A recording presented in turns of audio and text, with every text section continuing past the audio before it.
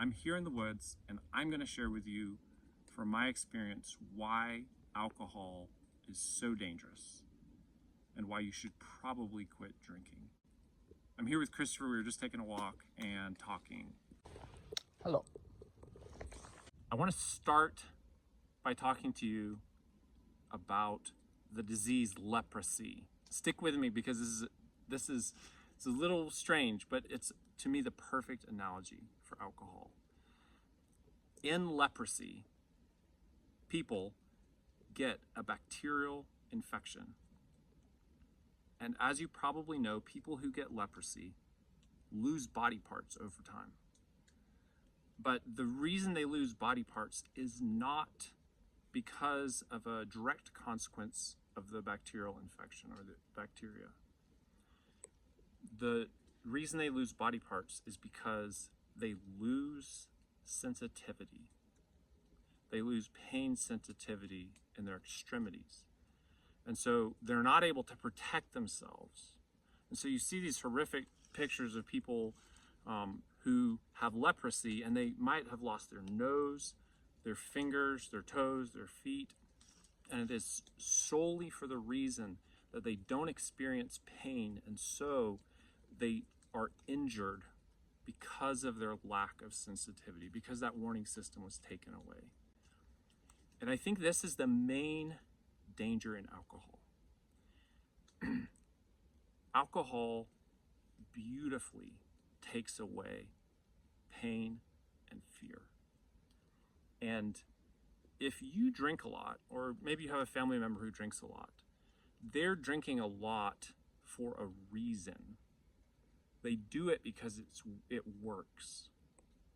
And my view is that in life we have these powerful forces, and I'll just call them roughly joy and pain. And joy pulls us into what is good. And pain I view as a gift from God, which pushes us away from danger. It warns us of danger. And alcohol so successfully shuts that down that it enables people who have a lot of pain to not live in truth and to experience in the moment, right now, and today, experience that things are okay even when they're not. And that's a really dangerous thing. I started drinking heavily after some really hard life events. And it worked for me for a little while.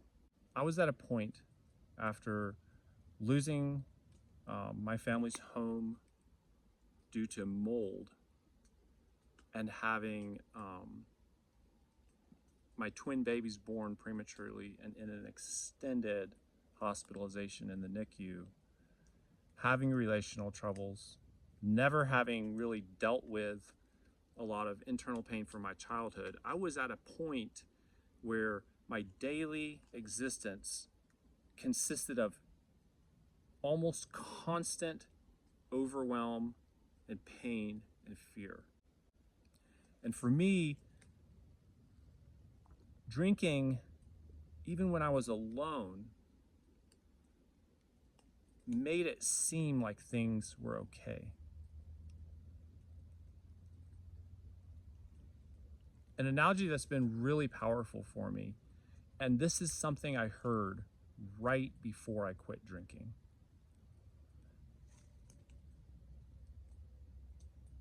Drinking has the same impact on your family as the ultimate act of self-harm and taking yourself out. It has the same impact on your family. But drinking has that impact because on a daily basis, you are choosing to avoid the truth about things you have done wrong or things that are wrong in your life. And you are transferring that pain to your spouse, to your children. You are avoiding the pain yourself and it inadvertently transfers to them, and they experience the pain. They have to take responsibility for things. They have to carry things. In an act of self-harm where you exit, you do all of that in one motion, but it's the same thing happening. It's you saying, I'm not going to take the pain, and all of that pain transfers to your children. All of that pain transfers to your community and your family. What's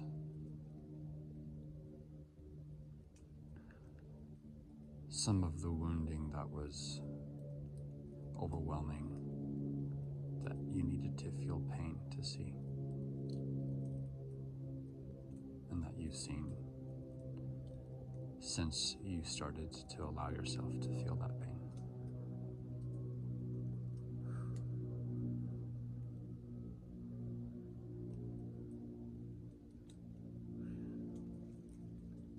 One of the things I've seen is I have this question in my core, and the question is, am I enough? And am I good enough to connect with people? And can I trust and step into relationship? And something I've seen is that for most of my adult life, and through the time I was drinking, I had never dealt with this fear that that people are dangerous, and that the safest course is to live alone.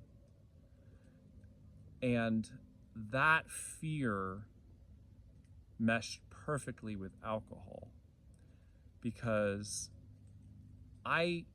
so many nights would get home from working and I would drink until I went to sleep or passed out. And I was profoundly alone in that time. I talked to very few people. I worked and I drank, and I saw my kids when I could, often on the weekends. But it was the most profoundly alone experience I've ever had. I was isolated. And yet, the really evil lie in that alcohol tells you is things are okay, when in fact things were not okay. And I've looked back on that experience of many, many months drinking heavily. And I was also playing video games at that time, almost every night, and drinking, or I would be on social media scrolling. And these are other drugs that can have the same effect. But when I've looked back at that time, one of these really sobering realizations is that through these things that made me feel good, I removed the pressure, the natural pressure to run back to my family and work to make things right. Because we depend on the social connection. As people, we depend on this. We must have it. And so I turned off the pain of isolation. And I've thought often, what if I didn't have alcohol? What if I didn't have a smartphone? How many days would I have lasted alone, just sitting in my pain and experiencing my pain, before I made every effort to escape that state? And that is, in the end, what happened for me, and a story I've heard from many people who have drank heavily, is that hopefully, and this is where pain again is a gift, hopefully soon the pain becomes so extreme that it overwhelms your capacity to cope with alcohol. And in the recovery world, they call this rock bottom. It's where none of the stuff you're doing is enough, and the consequences in the real world get so big or people might show up and have an intervention, and you can't, the pain is so great, it overcomes the ability to push it down. And that's the point when a lot of people come to the point of saying, like, I must change. I had a guy called me, one of the most significant phone calls of my life, honestly, because it was pivotal in helping me stop drinking. And this phone call alone wouldn't have done it, but I was already in a place where I was asking these questions, and I was seeing, my pain was becoming overwhelming. The consequences were mounting. I was about to get divorced. Potentially drinking like that, lose custody of my kids. I was at that place, and a guy called me on the phone, and he's been in recovery for years. And he, with kindness, but the highest level of force you can imagine, begged me to do something different. He said, you have to do this. He basically told me, you will die if you don't change. And I've thanked this guy many times for that. I really appreciate that phone call, because it was someone who knew the path I was on, and it was someone who had the boldness to confront me and say, you must take a different path. There's basically a path of death here and a path of life here, and you have to take it. If you are watching this video and you're questioning whether you're an alcoholic, or you're questioning whether you drink too much or you should stop drinking, I'm going to just throw out a few things. And if any of these things are true of you, you definitely should stop drinking. So the first criteria is just are you aware that you drink to treat pain? And if you are aware you drink to treat pain, you should definitely stop drinking. Now, you may not be aware if you use alcohol to treat pain.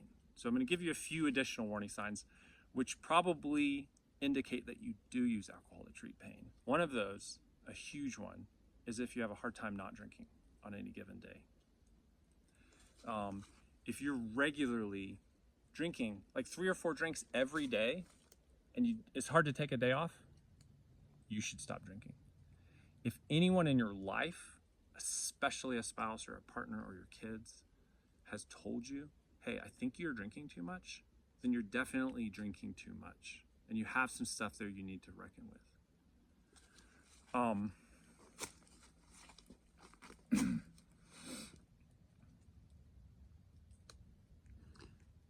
Can you describe what it's like inside your body, in your head, when you're close to rock bottom, in as much detail as you can? Close to rock bottom. What does it feel like? What's happening? What's going on? What's that pain like? You may not be able to remember what it felt like then, but looking back. Yeah, there's a few pieces here. It's definitely complicated. So one of them, leading up to that time in my life, and this is leading up to July of 2023, when I stopped drinking. It was what I described earlier, which is pain and fear overwhelming the capacity of alcohol to keep me calm and keep me okay. Escalating drinking. That's the thing with these patterns, is they escalate. They don't just go away on their own. So I was drinking more and more and more. And at the end, I had started drinking first thing in the morning until I went to bed. And that was because I was so anxious when I got out of bed in the morning. And the only thing that was working for me was drinking. But then it stops working. It stops working. And that's why you see people who really struggle with this drinking in such extreme ways, because what they did before isn't working, and so they're escalating and escalating. And eventually, I've hung out with many people on the street in past years who stay on the edge of passed out, like hard drunk all day. And anytime I see that, I worked as a nurse for 10 years, and I just kept seeing this pattern. People who drink, when you have them as a patient and you talk to them, all of them have experienced extreme pain. And a lot of them is emotional, a lot of them is from childhood abuse. But there's others that got in a really bad car accident. That was a really common theme, is people who got in a car accident, they had really extreme back pain and they drank. And that was the only thing that could really work. So leading up to rock bottom, overwhelming anxiety and pain. But then this thing creeps in. This thing creeps in when that pain is so severe. This isn't working, and I can see over here there's a path where I could change the direction. I could stop drinking and maybe things could start getting better. It's this little bit of hope that can creep in. But along with that hope, another thing I experienced was terror at taking away the alcohol. I planned a date to quit initially, and I was anxious about it for the days up to that day. And I was terrified because I knew what I was going to experience inside, and I did experience it inside. And that was a false start. That was like a week of not drinking very much, going to meetings, and then I went back and drank for another 6 weeks. But the pressure didn't go away. The pressure was on. I was just losing my mind with anxiety. I had to change something. And then the second time that I quit, I was able to stay sober. And it was a horrible experience of anxiety, horrible anxiety. But entering in, especially through the fellowship of meetings, was this growing hope. And as the kind of withdrawal symptoms and the extreme anxiety, along with the withdrawal, died down, the hope piece really crept in. And just to see, like, oh, I've been like 2 weeks. This is amazing. Like, maybe there's hope for the future. I'm talking about alcohol today, but this whole concept of the danger of alcohol, because it suppresses this God-giving warning sign, probably the main one, which I would call pain, but it could come in the form of pain and anxiety and fear. This idea applies to so many different things. And so I don't think alcohol is necessarily inherently bad. It does have health consequences. I'm not even talking about those today, but this concept can apply to anything you use to enjoy your life through just removing emotional pain. Because you have to experience that pain to have genuine joy and genuine connection. You have to have that pain to have relationships that go deeper and deeper and deeper and don't stay superficial or don't end prematurely. So you might be addicted to food or your cell phone, to Instagram, to YouTube. You might be addicted to opiates, and opiates are a great example because opiates are painkillers. Guess what? They're extremely addictive as anything. What's the big hope and the big reason why you were willing to go through that anxiety and pain after quitting? And how has it bloomed in your life since?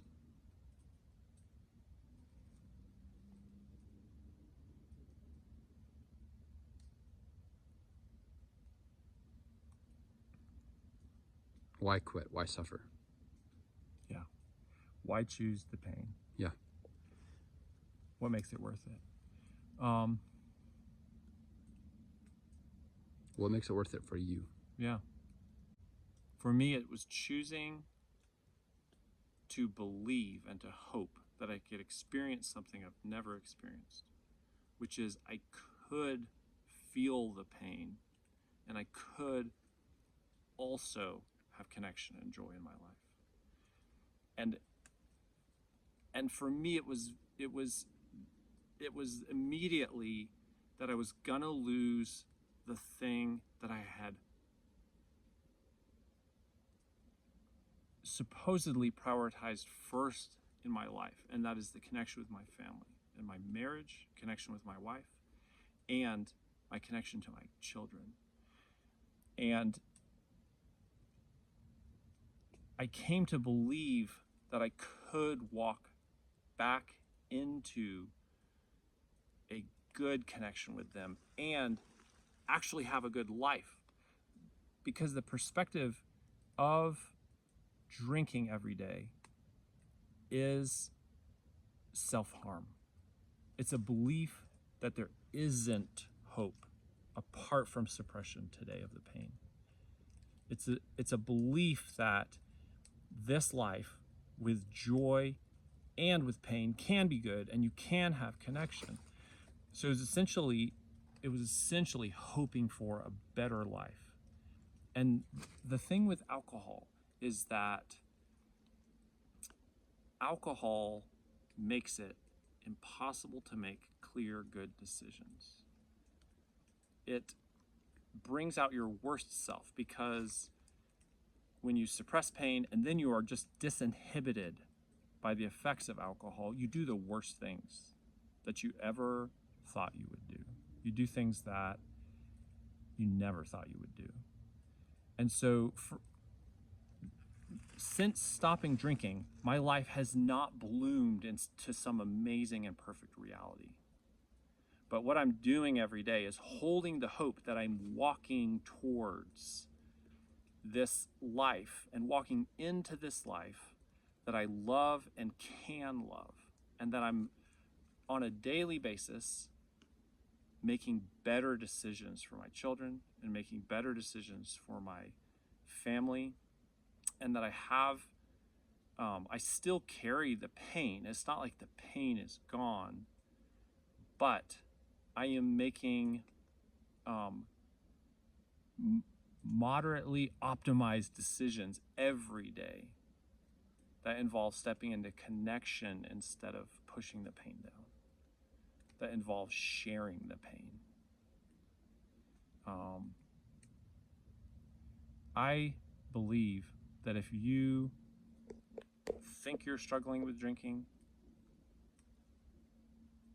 and you want a path out, I completely, wholeheartedly recommend 12-step programs. If you're not willing to do that, then you probably won't be able to quit any other way if you're not willing to try it. And by try it, I mean go regularly for at least a year. In the 12-step meetings, there's a few things. One of the biggest one of them is connection and compassion, which is if you're in a lot of pain and if you've been hiding from social connections and if you've been covering your pain, you need a group of people who you can tell stuff to, who you can share things with. If you're struggling drinking, just go to meetings. There's not a better setup. Nothing is better. Some people quit outside of 12-step programs. There potentially are ways, but it's just the option that's sitting right in front of you. There's likely a meeting within a 15-minute drive of where you live. You should go. Now that you've found some space from alcohol and are left with the pain still, what are some critical ways you're finding to carry that pain differently now that you don't have alcohol? Well, first off, not perfectly. I still cover my pain. I'm just not doing it in this one way that is so destructive and that is so successful for me. But as far as successful ways that I carry my pain is I share with people.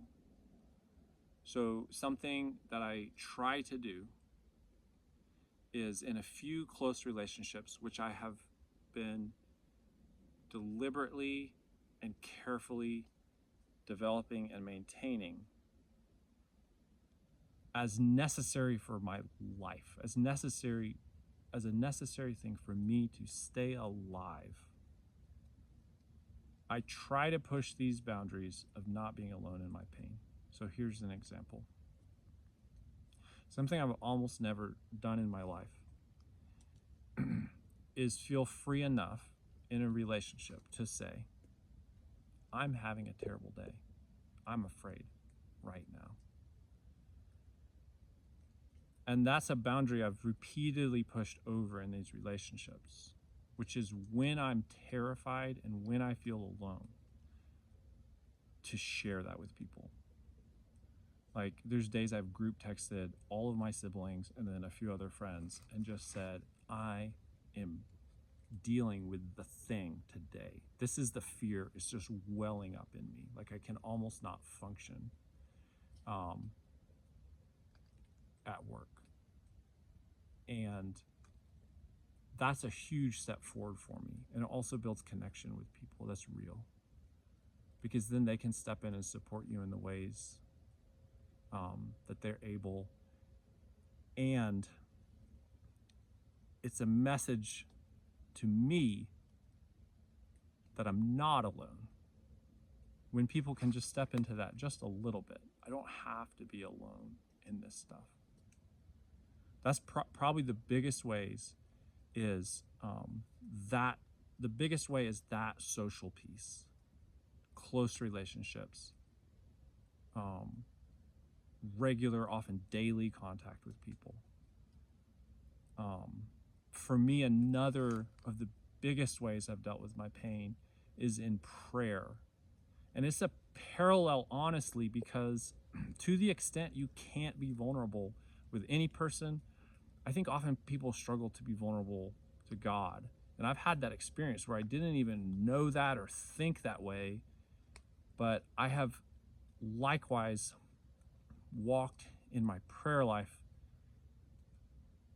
this year especially into bringing my desperation and my fear to God in prayer, where my prayers are not a list of requests.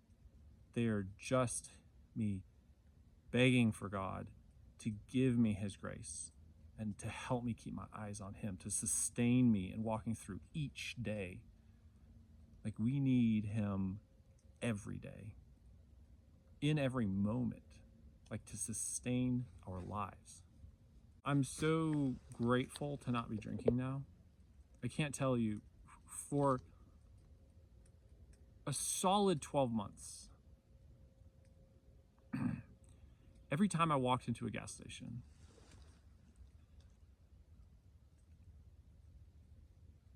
I had a little experience of desire to drink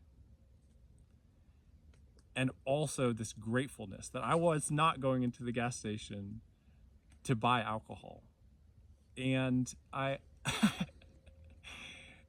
just like often would just look over at the alcohol section and it's glowing and bright and beautiful.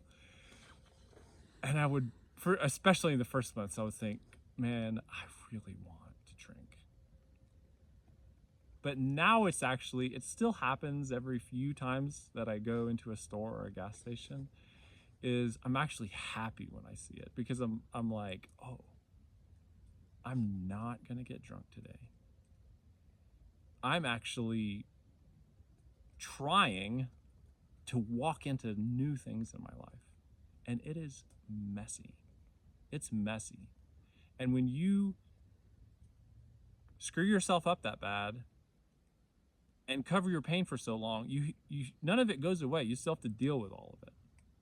And so, yeah, it's a mess, but it's on a daily basis. I'm trying to make better decisions, and I'm making decisions I have never made before. And that gives me hope that I can continue to walk into something new and continue to walk into healing and actually finish out my life in beauty and connection with people and with God.